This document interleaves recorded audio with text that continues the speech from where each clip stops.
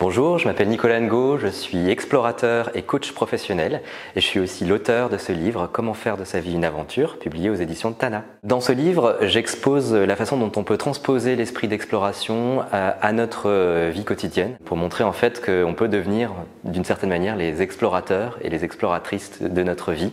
pour donner plein de sens à notre existence. Alors je viens de participer à une très belle table ronde dans le cadre du meet-up du forum Météo et Climat qui avait pour thématique météo et sport extrême.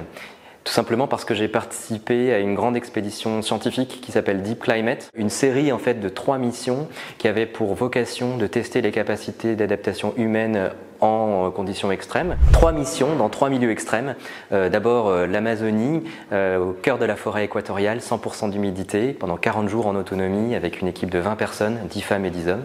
Ensuite on rentre à Paris pour se faire scanner sous toutes les coutures par une équipe de scientifiques et on repart un mois plus tard pour partir en Laponie septentrionale, donc tout au nord du cercle polaire arctique. Là la température minimale c'est moins 35 degrés, on progresse en ski et en tirant une poulka de lac en lac comme ça. Et le soir il y a des aurores boréales, c'est absolument magnifique mais il fait vraiment froid. On revient à Paris pour à nouveau faire des examens scientifiques et un mois plus tard on repart cette fois-ci dans le désert d'Arabie Saoudite, un désert magnifique qui s'appelle le désert du Nefoud mais qui est un des plus chauds et arides du monde où la température à l'ombre est de 45 degrés sachant qu'il n'y a pas d'ombre. Donc c'est aussi toute la complexité de ces missions où c'est des traversées de chacun de ces milieux extrêmes où il faut trouver des solutions pour s'adapter, pour continuer à avancer, à la fois physique et psychologique. En fait, on ne dépasse pas ces limites, on les découvre et c'est d'une certaine manière aussi une leçon d'humilité que j'ai pu avoir sur ces terrains-là, mais aussi une leçon de confiance en moi